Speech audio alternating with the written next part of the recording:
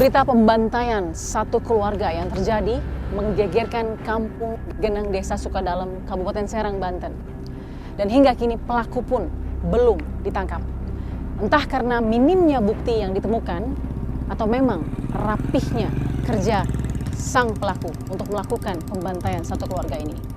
Episode Fakta akan menyajikannya kali ini bersama saya, Balkis Manisang.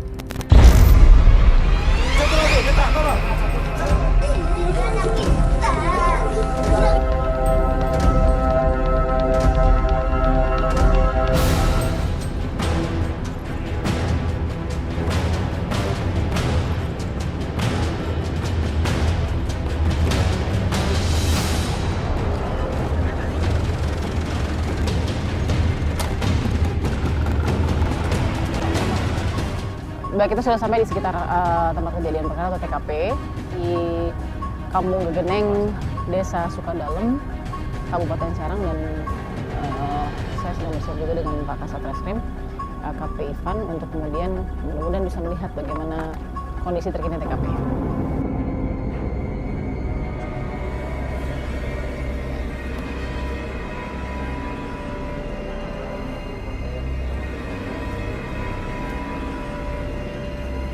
Nah, kita sudah dekat dengan TKP nih ya, Pak Ivan ya? Iya.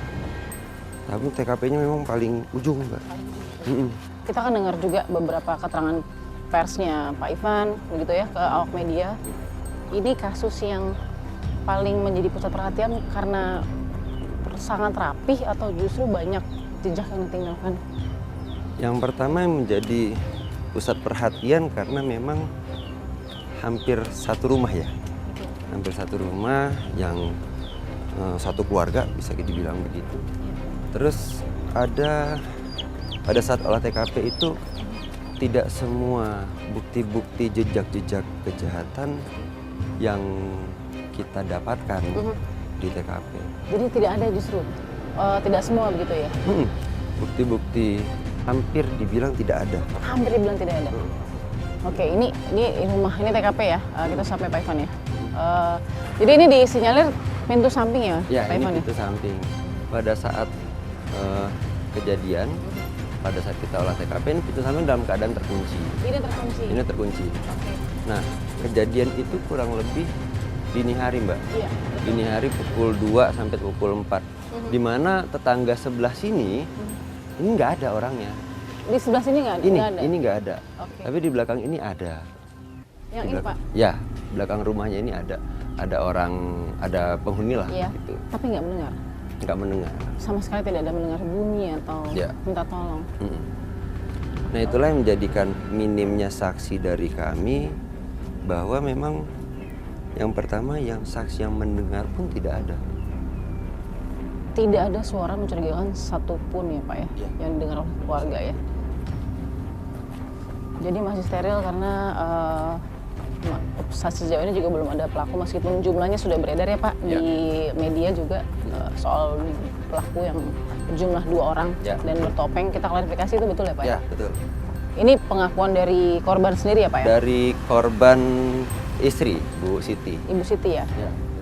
Meskipun belum bisa komunikasi tapi mencoba untuk menjelaskannya melalui mungkin gestur atau bagaimana Pak pada saat itu? Pada saat dievakuasi Bu Oke. Siti dari sini, warga yang mengevakuasi menyampaikan bahwa pelaku itu 2 orang dan bertopeng. Hanya itu.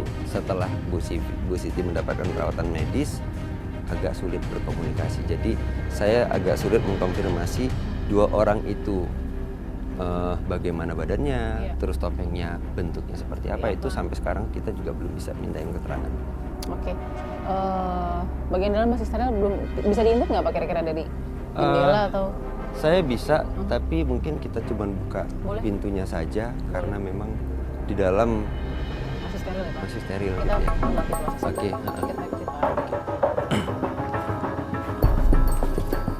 Ya, ini jadi sudah seizin dengan Pak Ivan. Kita lihat untuk Kita mengetahui coba masuk faktanya dari seperti apa. jendela ya. Iya, baik.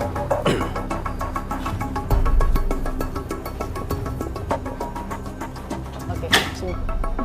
Oke, Ya. baik. Jadi ini prosesnya. Ini ruang tamu. Ini ruang tamu ya. Ini ruang tamu. Nah, di dalam situ Mungkin Mbak Balkis bisa Oke, lihat satu kameramen saya boleh ngeliat. Oke. ada jejak-jejak bercak darah ya. Iya. Nah itu memang darah-darah yang ditinggalkan oleh korban Pada saat ditemukan posisi korban di mana, Pak? di dalam truk.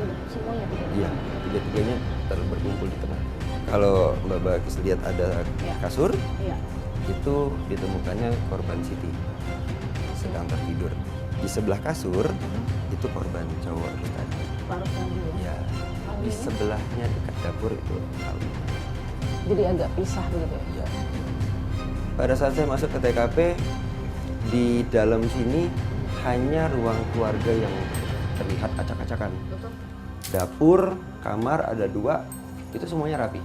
Semua rapi. Ya, asumsi saya dalam imajinasi saya, mungkin pada saat ribut di sini, Bu Siti lari ke ruang tengah. Iya. Di situ ada perkelahian hanya di ruang tengah. Artinya cuman saya tidak tahu motifnya apa memang sasaran mereka datang itu untuk manusianya atau untuk suatu barang. Tapi kalau untuk suatu barang tidak ada.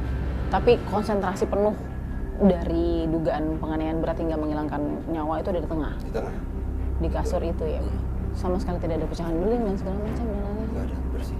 Oke, dugaan kena benda tumpul dan segala macam. Kalau benda tumpul, iya Iya, dari soal- hasil otopsi.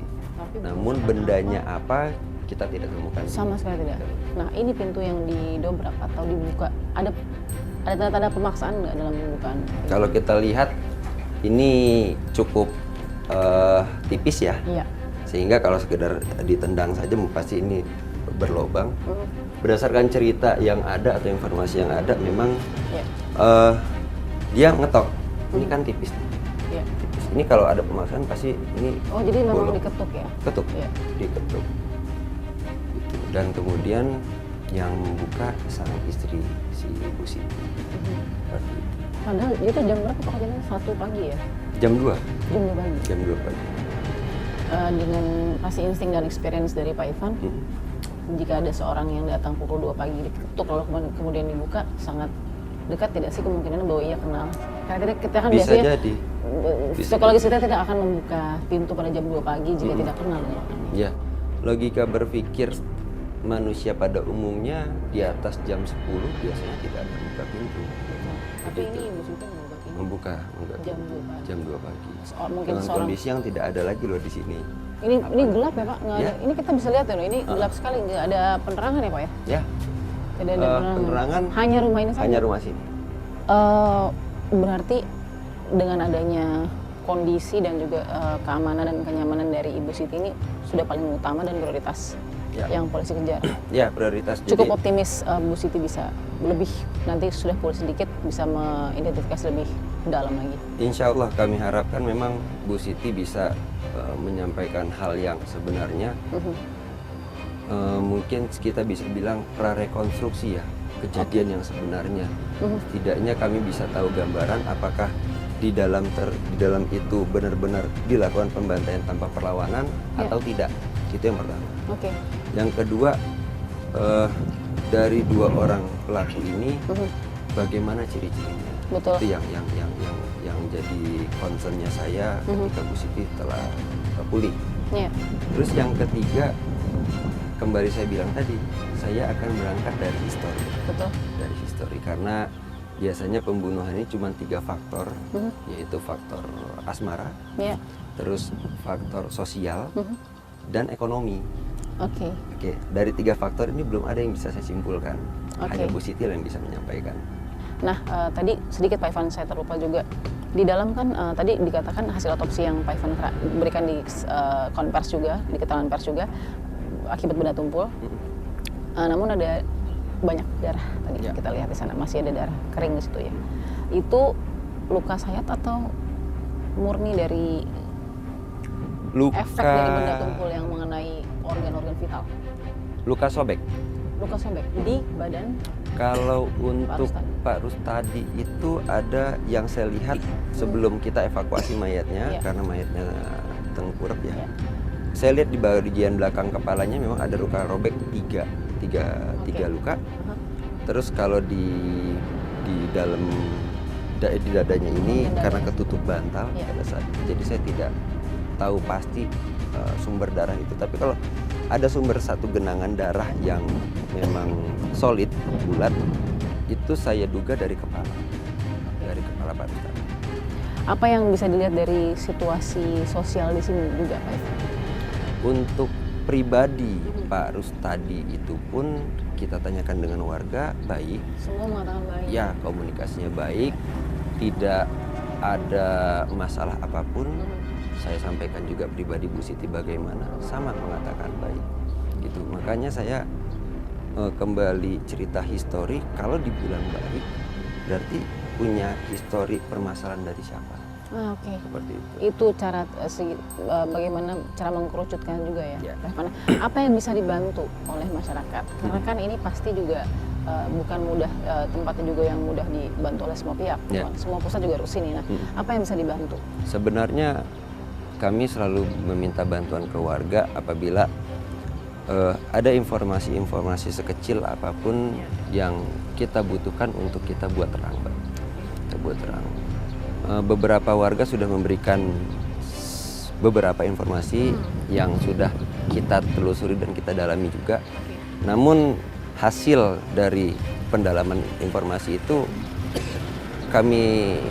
bisa dikatakan nggak ada kaitannya sama pembunuhan ini. Terpisah gitu ya? Ya, terpisah dengan peristiwa ini. Ada penutupan tidak ke area-area perbatasan atau lain-lain mungkin Pak Ivan? Sampai sejauh itu tidak perimeter yang ditempuh oleh pihak polisian? Enggak ada. Paling pada saat TKP awal hari H kita coba turunkan anjing pelacak untuk mencari jejak larinya pelaku.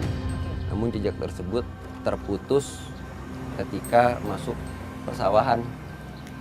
Ini semua sudah area pesawahan ya? Jadi terputus jejaknya sehingga juga anjing pelacak pun tidak optimal. Jadi anjing pelacak hanya sekitar sini saja kemarin Pak Ivan? Tapi ini kita sudah hitung 3 hari ya? 3 hari, ini udah 3 hari. Sampai saat ini jangankan pelaku, historinya pun saya belum tahu. Gitu. Bukan karena tidak ketemu, tapi memang karena saking tidak ada yang belum bisa ditemukan begitu ya sejauh ini. Nah, wow, ini sungguh kasus yang pelik juga ya? Ya, menurut saya tingkat kesulitannya sangat tinggi. Tingkat kesulitannya cukup tinggi ya, Pak Ivan. Jadi yang dibutuhkan juga sampai harus dicari-cari lagi. Jadi, dan kalau Pak Ivan dan mungkin anak buah semua staf belum bisa mendapatkan, harus ulang lagi dari awal. Ya. Artinya dari TKP lagi. Ya. Baik, dari keluarga ada tidak sih Pak informasi yang cukup membantu atau sama? Terpisah juga? Terpisah sama, tidak. Saya tidak tahu ya bagaimana hubungan keluarga besar masing-masing individu. Ya. Namun memang mereka sama-sama tidak mengetahui aktivitas keluarga ini. Saya melihat kampung ini seperti hidup terkotak-kotak dengan keluarganya masing-masing. Pak Ivan, terima kasih sudah menjelaskan Pak Ivan, dan ini merupakan kerja keras juga nih, kerja berat juga untuk pihak polisian karena tadi ya mungkin kasus ini sudah ketiga kali dibawa ke kepemimpinan juga dari Pak Ivan, tapi ini yang tingkat kesulitannya sangat paling tinggi, sangat tinggi karena belum diketemukan kemudian yang sangat berarti, kecuali mungkin insya Allah nanti Ibu Siti sudah membaik, disitulah penjelasan yang mungkin bisa lebih luas dan lebih mendalam lagi untuk pengungkapan kedua pelaku yang diduga ada 2 pelaku sejauh ini. Terima kasih Pak Ivan. Ya, kita akan temukan fakta berikutnya. Kita akan mencoba untuk menanyakan saksi mata pertama yang menemukan 3 korban, 2 diantaranya meninggal dunia dan 1 masih selamat pada saat kejadian, dan apa yang kemudian dia lihat, dia dengar. Kita ingin mencoba menggali itu dari salah seorang saksi mata dari pembunuhan atau pembantaian satu warga ini.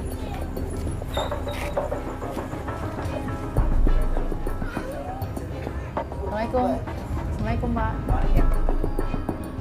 Saya sudah bersama dengan Pak Asgari. Pak Asgari adalah salah satu saksi mata ya Pak ya, saksi mata yang kemudian sudah juga sempat bertemu dengan beberapa orang dan menceritakan hal ini. Tapi kita ingin tahu dulu, Bapak Asgari, bagaimana ceritanya sampai ke tempat kejadian? Jadi saya itu udah jam 7:30 itu udah datang ke situ, mengambil peralatan saya mau kerja, ya. Berhubung saya itu ngentok pintu dulu, Pak Rustadi, jadi ngambil peralatan saya tuh, udah ditaruh di luar. berhubung ngelihat darah di lantai itu banyak, jadi saya itu ngelihat si Siti sama si Rustadi. Siapa itu? Siapa itu? Siti bukan, Siti bukan. Bang udah lama-lama, tolong urip ya Allah Siti. Udah pingsan saya tuh, udah segitu aja. Mohon maaf, Bapak waktu datang ke tempat Pak Rustadi buat mengambil alat bekerja tadi, Bapak ketok pintu yang samping atau yang depan yang Depan. Yang dekat kebun itu, Pak? Depan. Itu posisinya kebuka atau ketutup? Kebuka. Kebuka lebar. Segitu nggak lebar. Ketok. Bapak ketok berapa kali? 2 kali. Pak Rustadi? Baru tadi biasanya nganter jemput istrinya, tapi kan nggak ada. Lah hari nggak ada orangnya, tak ambil deh itunya alatnya. Alat apa sih yang diambil Bapak? Ya peralatan sendok bata. Oh, sendok bata. Oke, Dan ya peralatan palu segala gitu. Karena satu pekerjaan yang Lah sama-sama karena bekerja, Bapak. pekerjaan berdua. Terus kemudian begitu ambil, Bapak lihat Ngelihat si Siti. ada di sebagian ini kan pintu masuk Pak nih. Lah, Nah, di mana yang di situ yang Mbak Asgar? lah ngelihatnya jauh lah. Ini pintu nih Pak. Ya. Nah, Terus itu ini kan di sebelah mana? ninjak ini nih. Saya ini pintu, saya ngelihat sing kejauhan ya. Ya. Siapa itu? Siapa itu? Siti bukan, Siti bukan. Buang anu barang pecah. Siti ya Allah, udah pingsan saya. Udah segitu aja. Bapak pingsan Jangan di- banyak bicara, be udahlah itu mah. Ketika Bapak lihat tadi Ibu Siti sudah bersuara, alhamdulillah selamat. Ya, Bu Siti amin. masih bisa memanggil Bapak ya itu ya? Ya, Tolong gitu ya Pak? Enggak. Oh, berkata tadi tolong urip? Masalah enggak minta tolong itu mah enggak tahu. Oh nggak tahu, Nggak tapi tahu. tapi bergerak nggak lihat juga. Enggak lihat. Pokoknya taunya udah ini aja, diam aja semua. Bapak. Nah, jadi begitu Bapak datang, cuman sempat ngambil sendok pasir ya Pak ya? Iya. Terus udah gitu lihat. Yang dilihat 3 atau 1? 3. 3-3-nya? 3. Jadi Bapak lihat Siti dulu atau Pak Rustadi dulu? Pokoknya mas semua. Bareng di situ? Lah. Oh berarti ada di ruang keluarga ya Iya. Pak ya? Lampunya sih masih nyala? Nah, enggak. Lampu mati? Udah mati. Lampu mati, tapi Bapak jam 6:30 ya berarti ya? 8. 7:30, sudah terang, cahaya dari luar. Terang lah. Jadi Bapak makanya sampai ini Siti, bukan Siti atau Lah, bukan? makanya itu saya. Mana masih ngelihat dengan kondisi ada darah begitu ya? Itu doang. Itu Udah. udah ramai habis itu orang-orang. Rame lah. Udah nggak banyak cerita udah. Pokoknya udah Bu. Itu mah. Cuman Gitu ya? taunya itu sih saya. Makanya saya itu pingsan, makanya itu melihat keponakan saya itu ya Allah. Lemes ya Pak ya? Terus maaf lah. Nah kita masih lihat dulu bagaimana kemudian mungkin para saksi mata lain kecuali Pak Asgari yang langsung melihat pertama kali begitu ya, ketiga korban yang merupakan keluarga juga dari Pak Asgari. Terima kasih Pak Asgari ya, sehat dan tambah ya Pak, kuat-kuat selalu. Kita akan teman fakta berikutnya.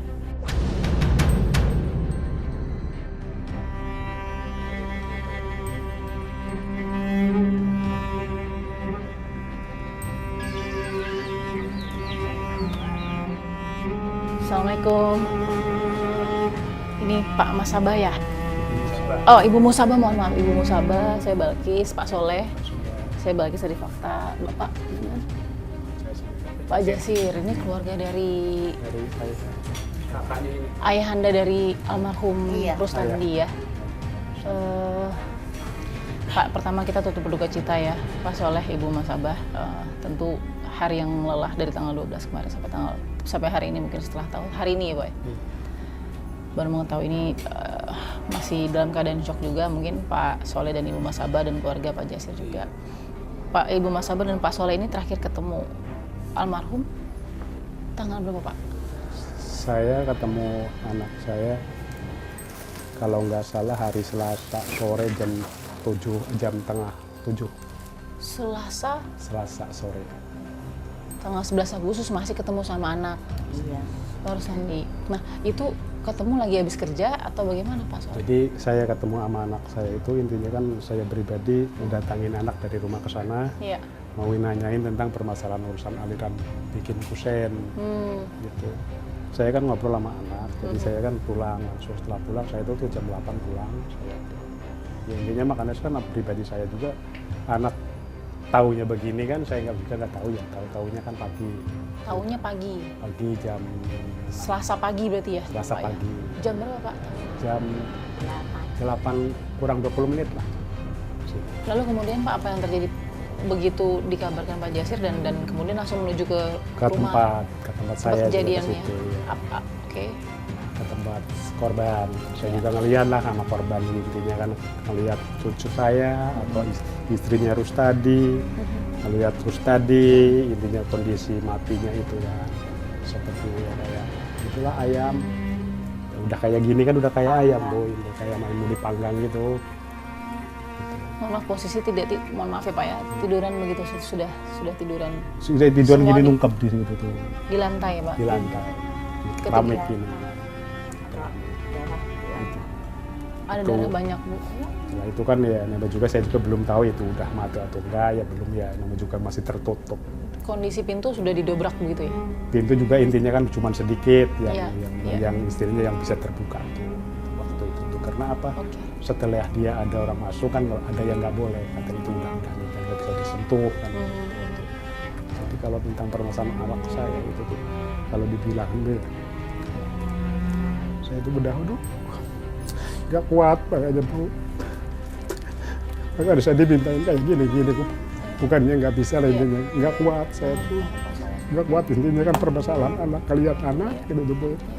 Gimana kata saya tuh ada ngeliat anak kayak gitu matinya kan itu sebenarnya ya walaupun kita istilahnya ngomong istilahnya bisa gak kalau udah adanya kayak gini kan susah Bu kan Betul, gitu tuh betul, susah kan gitu tuh karena bukan mikirin ngomong satu batin saya kan bukan mikirin ngomong mikirin anak saya atau cucu saya kan bukan gitu tuh itu nah saya tuh sejak kemarin kan udah diterangin tentang permasalahan tamu-tamu gitu saya nggak mau Bu. Bukannya nggak mau saya tadi ngomong itu bukannya nggak bisa ngomong dari dulu jadi belajarin ngomong sama orang tua tapi saya kepikirnya bikin bukan sama kesedihan kita tuh sama anak saya Betul. sama cucu saya gitu tuh karena saya nasibnya kayak gitu amat tuh gitu walaupun itu panggilan Allah tapi gitu amat kan gitu tuh jadi ceritanya Ini Pak Rustadi saya kasih lihat yang ini ya, anak Bapak ya. ini anak Mana? saya Yang pakai kemeja koko putih Iya, ya Pak ya. betul. Ini almarhum Pak Rustadi. Iya. Lalu ini istri, Istri. yaitu Ibu Siti. Ibu Siti Ini anak, ini anak cucu itu Bapak ya dia Pak. masih kecil kalau Ini udah Alwi gede ya? Alwi Angsa Dani kalau udah besar gedenya nih? kan Oh ini sudah begini, oke. Ini umur itu 4 tahun ini Alwi ya, 4 Alwi tahun. 4 tahun gitu Ini ya Alwi ya. Alwi.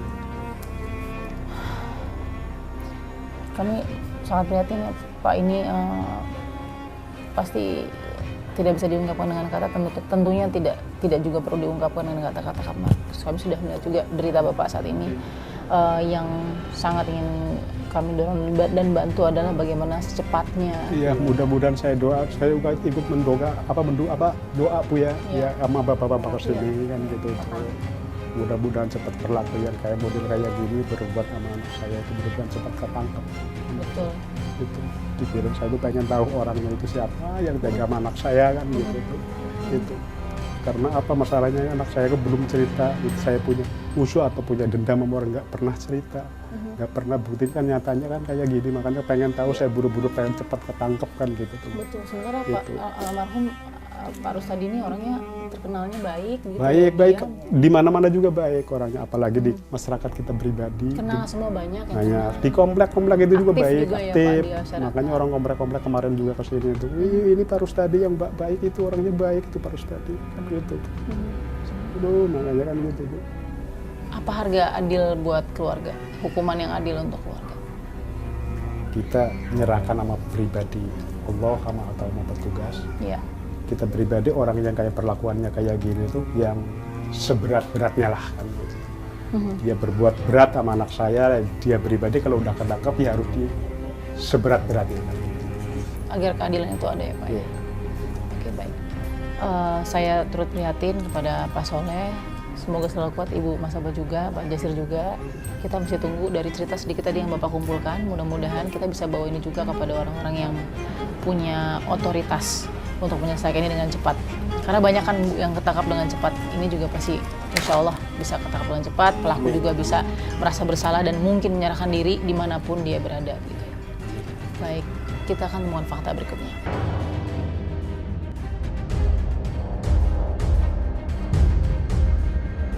Saat ini tim Fakta sedang menuju perjalanan ke Rumah Sakit Umum Daerah Banten. Di sana tempat salah satu korban dari pembantaian satu keluarga yang selamat, yaitu Ibu Siti Saidah. Tim LPSK dari pusat juga kemudian tiba. Kita belum tahu seperti apa kemudian penanganan perlindungan saksi dan korban, karena Ibu Siti ini selain menjadi korban yang selamat, juga menjadi saksi kunci. Kita akan lihat bagaimana penanganan dari LPSK dan mungkin dari pihak kepolisian sendiri, dalam hal ini Kasat Reskrim yang juga kemudian akan berkoordinasi.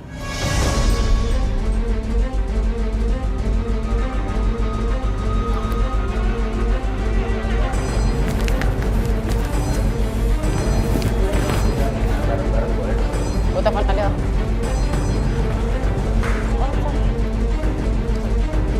Jadi kunjungan ini yang dilakukan oleh Kasat Reskrim dan juga LPSK untuk kemudian memberikan dan mengecek juga bagaimana kondisi dari korban yang selamat, dalam hal ini Ibu Siti Saidah.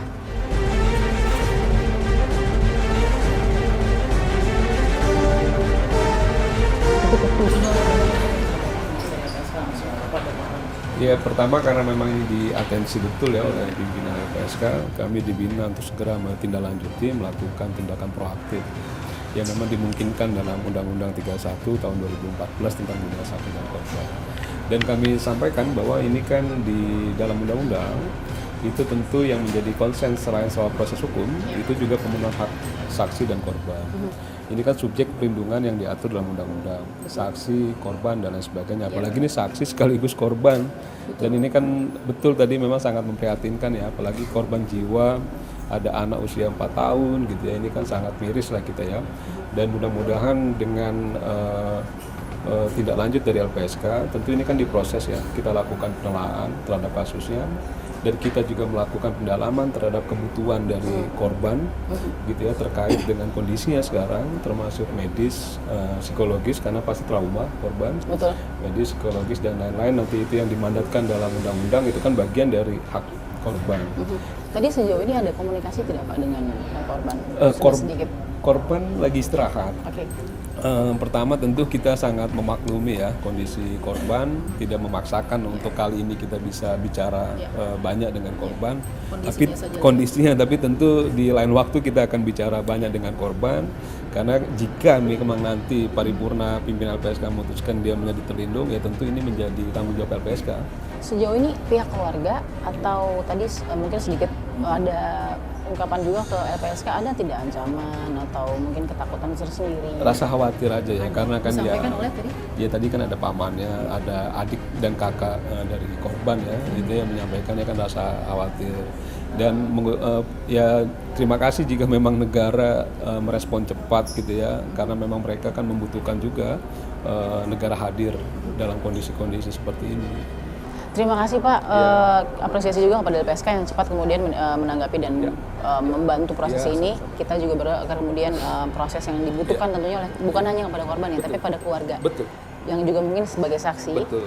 Ini diberikan oleh LPSK. Kita lihat juga sejauh apa pengungkapan akan bisa dibantu dengan koordinasi dan pengawasan ini. Terima kasih Pak. Kita akan temukan fakta berikutnya. Bagaimana dengan orang tua dari Ibu Siti, istri dari Pak Rustandi yang satu-satunya menjadi korban selamat dari kasus pembantaian satu keluarga di Serang?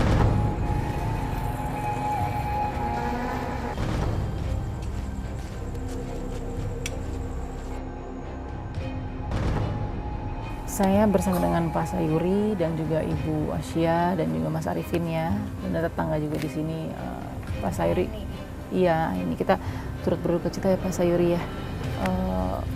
Sekarang kondisi dari anaknya Pak Sayuri yaitu Ibu Siti ya, Ibu Siti istri dari Pak almarhum Rustandi dalam perawatan intensif, mudah-mudahan cepat lekas sembuh kembali pulih. Nah, Pak Sayuri, Sejauh yang Pak Sayuri bisa ceritakan, pada tanggal 12 itu Pak Sayuri sempat ketemu atau ngobrol sama Ibu Siti sebelumnya?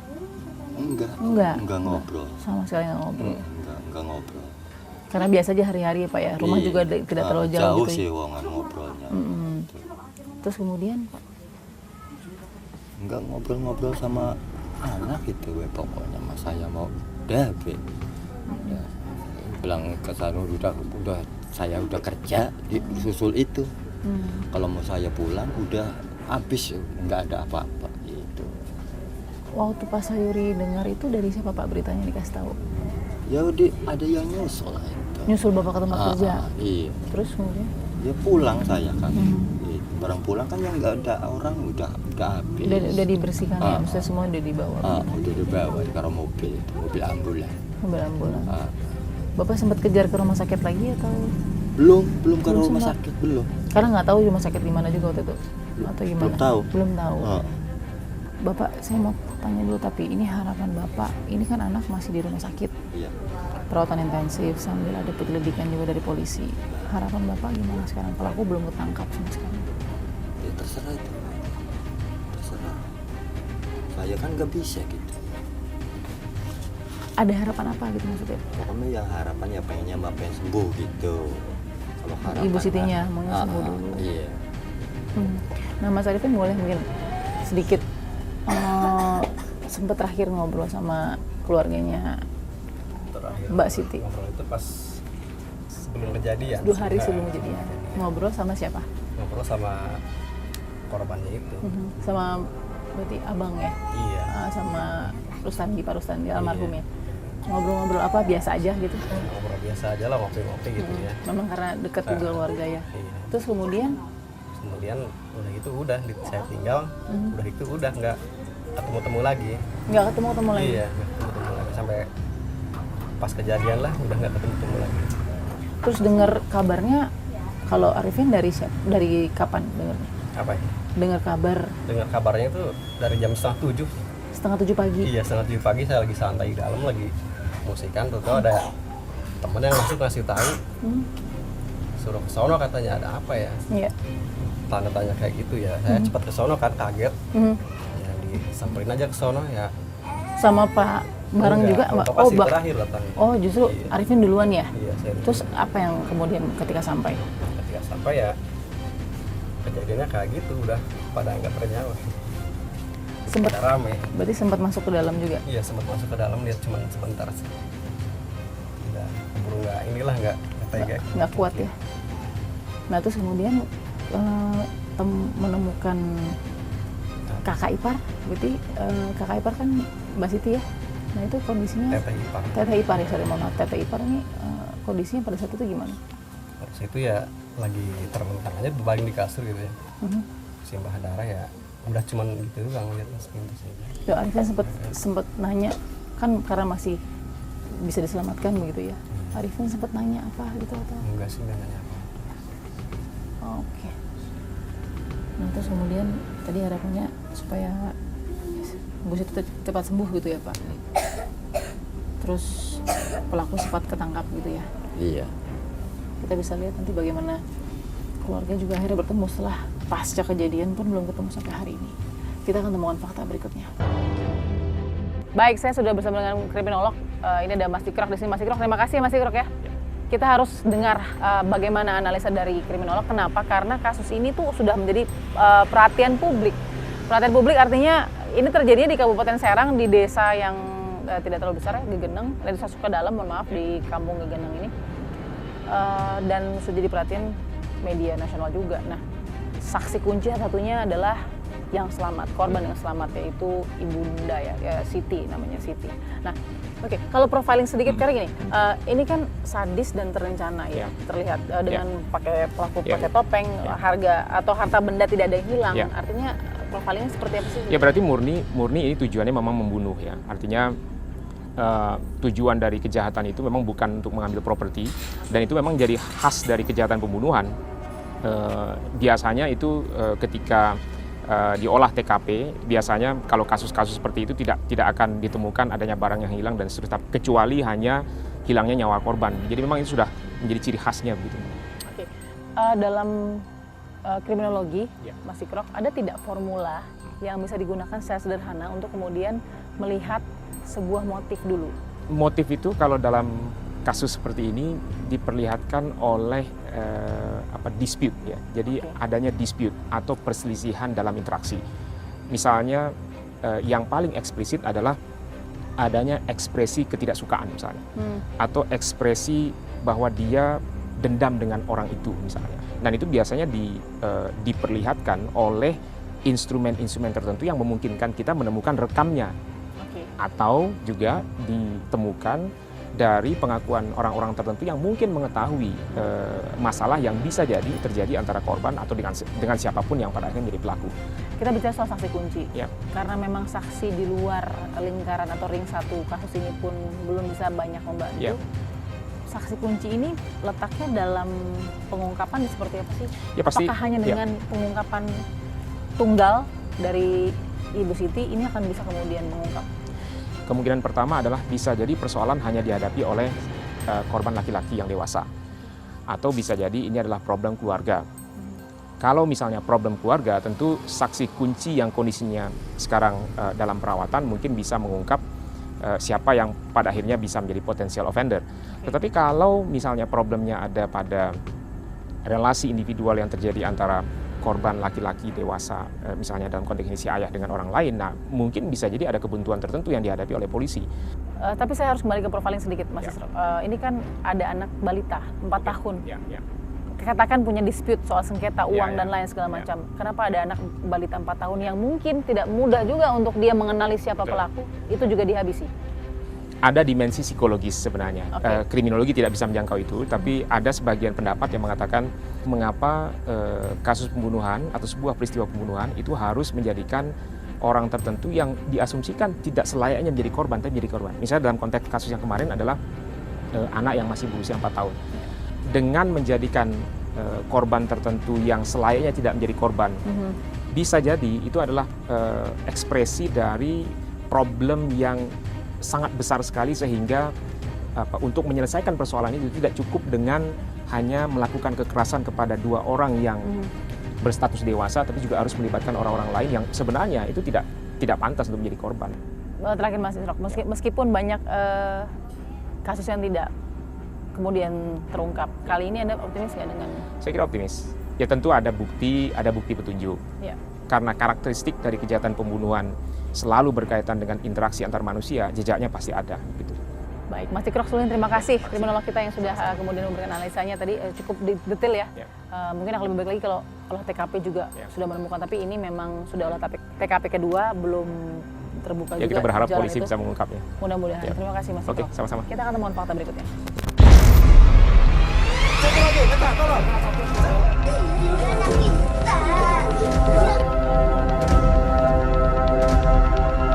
Tampaknya kasus pembunuhan satu keluarga di Kabupaten Serang, Banten masih membutuhkan waktu yang lebih lagi untuk mengungkap misteri pelaku bertopeng yang mengeksekusi almarhum ayah dan anak balitanya, namun luput menghabisi sang ibu yang kini masih bertahan hidup dan dalam perawatan intensif serta perlindungan pihak berwenang.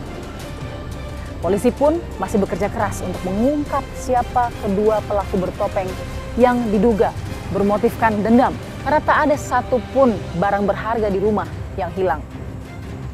Tim Fakta melakukan penelusuran dan menemukan bahwa kerabat dan juga tetangga tidak mencium adanya masalah pada keluarga ini.